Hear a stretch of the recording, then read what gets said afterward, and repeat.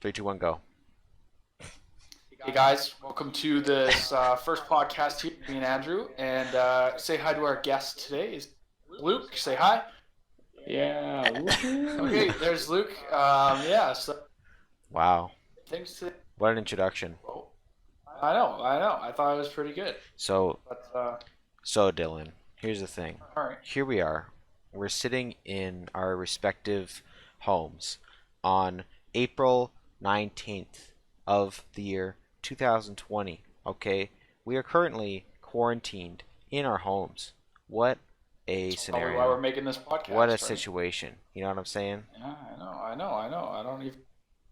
But here's the thing, I Dylan. mean, this world's crazy. It is crazy, but this is the perfect time for us to talk about what? Theology. Am I right? Oh, come Ooh. on. Yeah. I got a few theological topics that we could talk about. I also, if we get into it, I got a list of philosophy topics we could talk Well, about. I that's the got a list of animals we could talk about. animals. I know. I just Googled list of animals and Okay. see what came up. Okay. So, I mean, have you ever heard of a Maine Coon before? I haven't. No, But, I haven't. I've only heard of I mean, D&D animals. what about okay, never mind. You've heard of all those. Okay. Have you ever heard of an octopus before? Nope. I don't think Nope. so. I've only Let's heard see. of squid. Okay, yeah, Yeah, makes sense. they're like a small So anyways, octopus. So Dylan, so what topic? I have five you've here. got Do you have any five. you The want to only the specifically only get one into? I have is the Book of Job. Okay, because the Book of Job is a book that I've been reading. I am about halfway through it at this point. Well, actually, how many chapters are in Job? Nice. Let me check. 42. Okay, so I am exactly halfway through actually. I just did Nice. chapter 21 earlier. And it's pretty wild. It's a pretty It is pretty wild wild. ride. Okay, so tell me, Dylan, as someone who probably has studied it a little more than I have at this point, I'd like to hear what your thoughts are on the book of Job. I mean, it's got a lot of good stuff in it. The Bible Project, if you've ever heard, I have indeed. awesome take on Job. So I definitely go recommend watching that. Give it a YouTube or whatever. But um, it's kind of funny how before Job is Proverbs. I think it's before Job. But anyways, Proverbs is Esther is talking before about. Job. Okay, never mind. Proverbs is It's after after. then. Okay, yeah. So Proverbs is before, and or after. Sorry. Yep.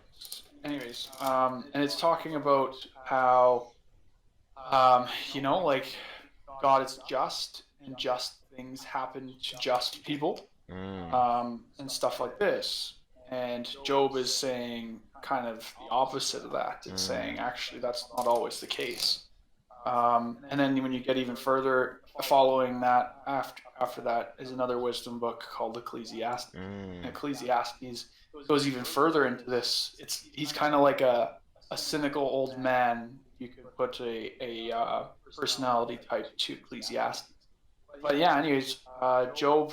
I mean, some scholars say that it was written before the Genesis account, a few hundred years before, really? which actually, yeah, which actually kind of gives a lot of perspective as to the time they were living in, and it gives a little bit of historical context, especially with right off the bat, Job's from this place called Uz. So So let me bring this I, back here. So Job was written before Genesis, you're saying. yeah. So Very Moses, interesting. they say that Moses wrote first five books of the Bible. Hmm. In Greek, we derive its meaning in English. Greek, it's called Pentateuch in English. Penta just meaning first five. Where Hmm.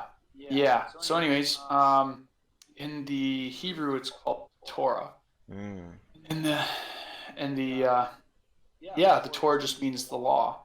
And again, this is up for debate by scholars, but they say that Moses wrote the the the Torah, and it was further revised by um, Joshua and his other leaders of Israel later on. Hmm.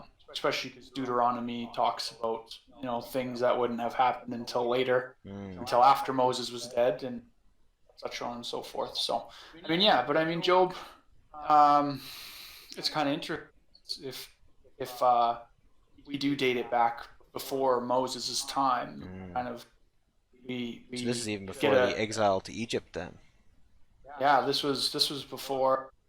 Um, well, it was written before Genesis, and of course Right. Genesis was written several hundred years after even Abraham and his family. Mm. Um, so the the time spent in Egypt, it was, you know what? I mean, the Israelites spent about 400 years in Egypt, like 300 and something or whatever. Um, but they say that, yeah, actually probably say it was written or around that time. That if that makes sense chronologically. Mm. But no, yeah, it's a very powerful book. It's got a lot of good stuff in it. It talks about obviously Job's suffering and what he goes through and his friends and how they aren't and are sometimes. So Mm. So tell me about definitely, the debate between Job and his friends. Job comes at them, and he's despairing, and he's like, "Ah, I've been abandoned. I've been struck down. Everybody hates me. Evil people are victorious, and God is my enemy." And then his friends are like, "Ah, no. Like the evil will not prosper. Uh, you know, submit yourself to the Lord." And they just go back and forth with each other. So tell me about their debate. yeah. Well, obviously, it is a debate.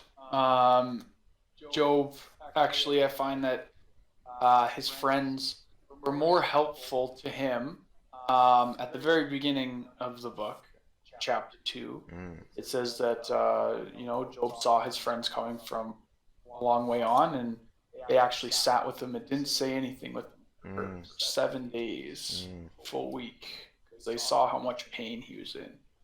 I feel like they did more for him then than they did for the following mm, 33 or whatever chapters it is of dialogue, because it just brought Job confusion, and he ended up getting angry with God several times, um, where he actually accuses God of not saying who he's.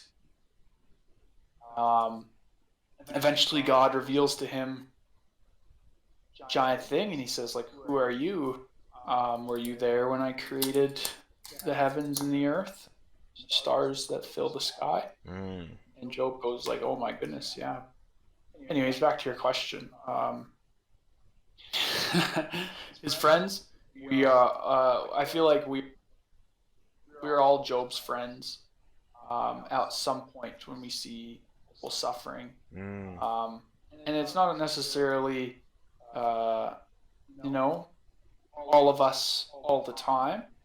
Um, but we do have to, when we see people suffer around us, then we have to, come at them with a very empathetic approach, not, saying it is this way, because sometimes just being silent can do more for your friends than having 30 some chapters of dialogues. mm. So we see people in suffering, and we think, oh, I'm gonna go tell them. I'm gonna go read all these inspirational verses to them. I'm gonna tell them how things are, and they're gonna realize that they shouldn't be sad.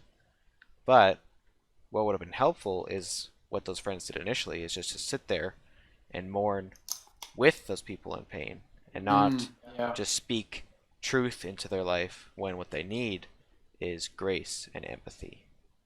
yeah, Mm, yeah. I mean, Jesus came to with 100% grace and 100% truth, mm, but he knew the perfect times as to when to implement both of them. He never was not filled with either of those. So when we see Jesus being graceful, like I would say John 8 is the best example for this, where the woman is caught in adultery, and she gets brought before Jesus, and they're accusing her, saying that she's caught in adultery, and to the law of Moses says that we need to stone her Mm. to death for what she's done.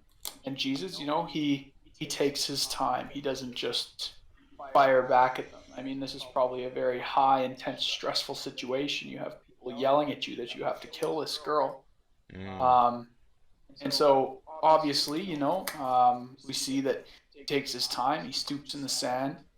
And I can imagine that he was probably just thinking, pondering what was going on. So, of course, they press him again. And what does he do? He gets up and he says, let he without sin cast the first stone. Mm. And that's just one of the most profound statements throughout all of Scripture.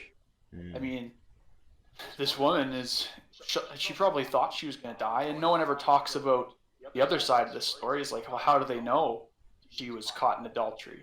Mm. Where's the dude in this Mm. process? The law says that there's stone him too. Mm. So So obviously, the Jesus fact that knew. she's alone there, they've all kind of dishonored the law by not fully punishing both parties. They're just trying to catch They're Jesus trying to, in yeah, a no-win scenario. yeah. And, Wow. that's part of stepping in with the Spirit, and being attuned to the Spirit, and having it as a functional thing in your life, and that it comes with practice and practicing spiritual discipline. Mm. Um, Back to this whole Job concept. We are to, when we see people suffering, we are to eventually bring truth into their life, but Mm. we're supposed to be like Jesus and come with 100% grace, and yeah, Mm.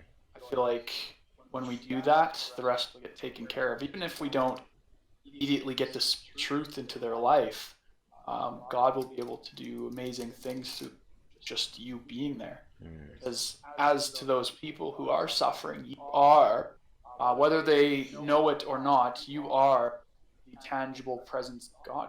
You have the Holy Spirit living inside you. Mm. You have accepted Christ into your life and as your Lord and Savior. So, Mm. I mean, I know that saying gets tossed around a lot because of the whole like Mormons and stuff like that, and but it's true. And I mean, we all have this longing of forever in our hearts, and we die, yet we wanna live forever, and we want there to be no evil and no pain, and to be in peace. But Mm. yeah, how is that tangibly accomplished? Mm.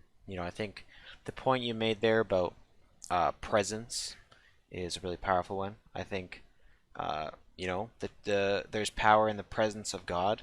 That's what transforms people, and there's still even power in our presence, as we can kind of be that, as you said, kind of that proxy or that manifestation of the presence of God in someone's experience. And I think that's why it's so hard for us in this social isolation pandemic, is that we're missing out on a lot of the presence of the people that we normally can experience. So I think that it's so important in this time to seek out the presence of the Holy Spirit like we never have before. Oh, 100%.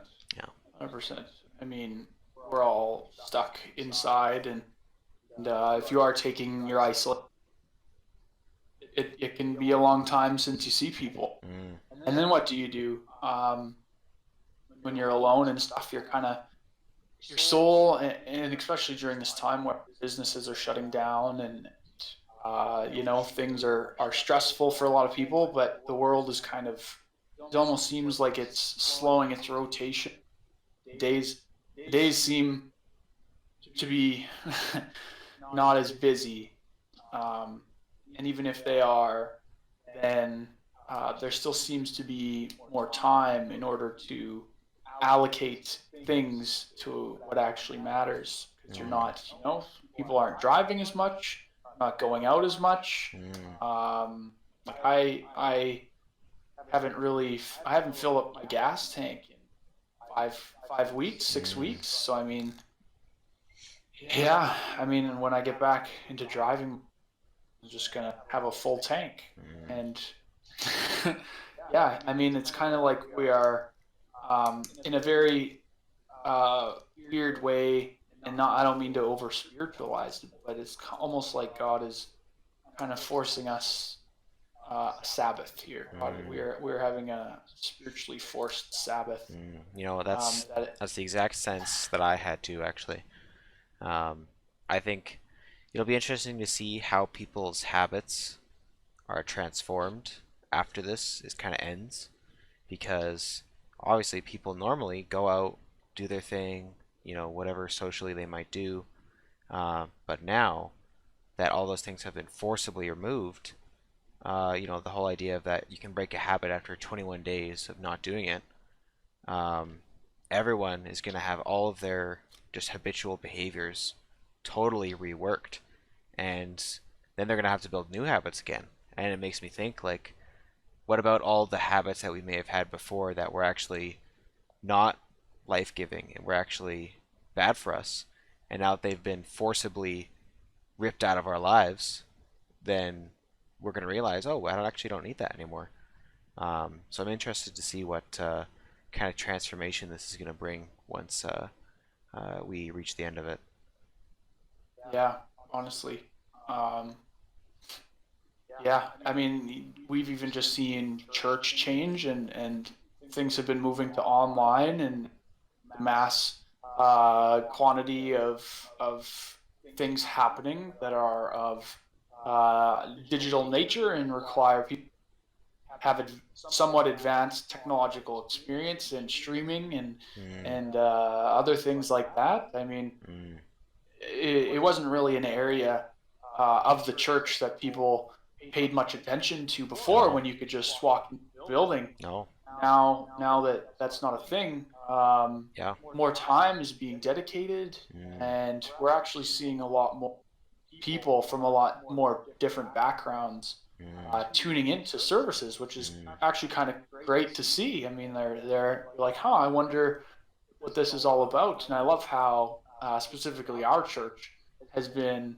modeling this whole idea of like, okay, what in the world is God doing? And I mean, I'm sure a lot of people have that question: what in the world is God doing? There's a global pandemic. Like, there's a lot of uncertainty and confusion, and people are looking for something different because they know that they have this gut feeling like, man, we weren't living our lives properly before. mm, And now, like, no better time to change than now, um, especially because the Bible just paints such a clear picture of hope and this longing that the human heart has for something more.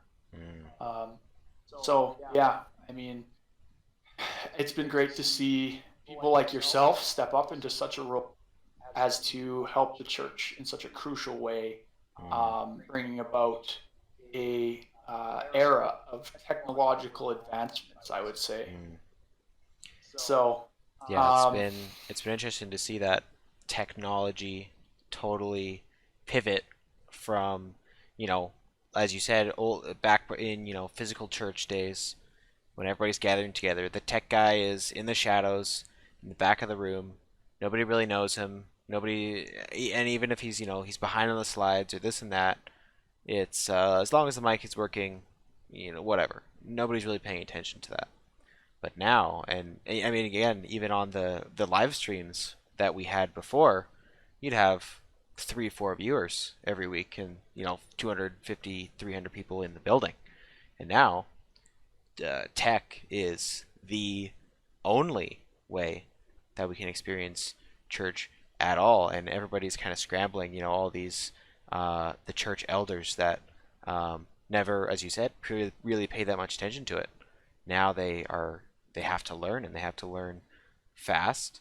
So it's definitely a period of very difficult adaptation for many people that just never even their whole lives never even had to to think about this. You go in, write something on your piece of paper, talk to people physically, but now it's all tech. So it's crazy that there's been such a shift, but it's also a huge blessing that we have access to this kind of stuff because Oh, 100%. 1918 with the Spanish flu, what did churches do then? Did they just they didn't do anything, I guess. They just probably had to just say, "Hey guys, they nail something to the door that says come back in 6 months and we'll call her a day," So Yeah.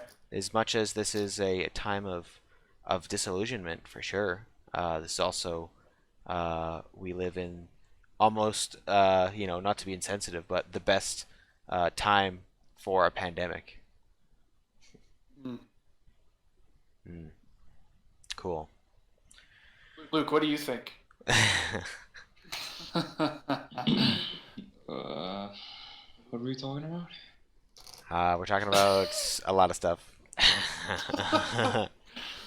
But yeah, anyways, I mean, you're so, yeah, and I mean, like, it seems like each time in church history, God has provided. I remember actually, Dan said this to me the other day. Um, actually, it was like a while ago. Mm. So this was the other day.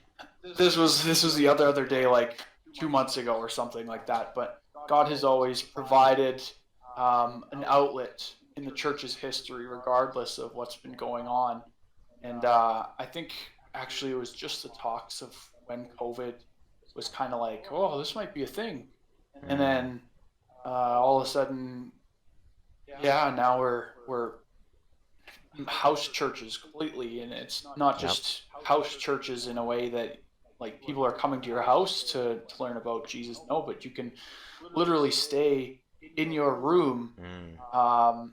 and learn about Jesus. And there's never been a time, uh, and there with the internet and everything, tip of your finger, with smartphones and stuff now, it's only getting to a point where, all right, like, what truly are you going to dedicate your time to? Mm. Because you just as easily can um, just as easily can click to look something up theologically or philosophically with um, your smartphone as you can something that isn't as God honoring Mm. or you know. Mm. So I mean, it's definitely a time I think from that, but man, I mean, I'm super excited to see what's going to be happening Mm. um, when everything goes back to quote unquote normal. Um, yeah, I mean, like, I'll just be, walking, obviously, walking in faith and following um, the proper procedures from AHS and the government, because Mm. um, we are to model not a walk of fear, but a walk of obedience, especially who are above us in leadership. And even if we don't like our governments and stuff, we still have Mm. to, um, when they say, hey, there's a global pandemic, you probably should just stay 6 feet away. We should probably just stay 6 feet away. And Mm. there's certain things that you just have to say, you know what, okay, whatever. It sucks not being around people. I would consider myself an extrovert, to throw around the classic Mm. terms. The classic binary. The classic binary, Mm.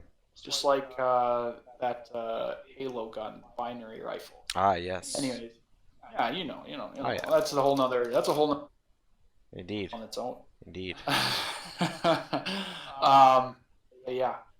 Uh, so when I do take into account what the government says about staying 6 feet away, it's not easy, Mm. but I also say that, okay, it's just for a time. Mm. And although this time may suck and it may be difficult in some instances, I know that my development and my character through the forced Sabbath, if we want to call it that. In patience and perseverance, integrity and honesty will only be benefited at the expense of not being around people for a couple hours a day or whatever it may be. Mm. I mean, long-term gain for short-term give up, but that's what we're called to, especially in this walk of ours. And I know that not everybody is wired like me, and not area as such as I do, but you know, we're here. We're here. You know, I think this is I've said this many times, but I think it's a unique opportunity for us to develop our spiritual muscles, if you will. Come on. You know, even, you know, again, our conversation about Job, it's a book that is very challenging. Every chapter has a lot to it, and there's no better time to wrestle through deep spiritual topics than right now, when we don't really have much else going on. So, True. you know, I think, True. like you said before, this is a bit of a forced Sabbath. You know, I think maybe God saw the insane pace of the world and decided, let's slow things down a bit here. And, you know, obviously there's still a lot of people that, for them, this is not a Sabbath. This is actually a huge crisis where they're in huge jeopardy, which is, we want to be sensitive to that and praying into that too. But for those of us that are okay, that can weather the storm, this is a great opportunity for us to not squander this time and to use it for the enrichment of our souls. So that'd be cool. So good. Well, you know what? I think that's enough time for our pilot episode. You know, I think that's Yeah. I think that's a solid bit of stuff to chew on there. Yeah. Oh yeah, we got into a lot of stuff. We did. We went from Job to suffering to pandemics to technology, and kind of somehow looped back there. But you know, That was great. That was good. Luke, do you have any closing comments? I apologize. There will be more animal talk next time. I know we discussed earlier We did. that we had multiple animal topics. You know, I think. I mean, you know, my subscribers have been asking for that for a long time. I think It will be delivered. it will be delivered. Don't fret. Your cries have not fallen on deaf ears. We hear them. We hear them. We hear every comment. Okay. All right. have you guys ever heard of a Wagyu before? You know what? And I think Like the that's the beef? time that we stop.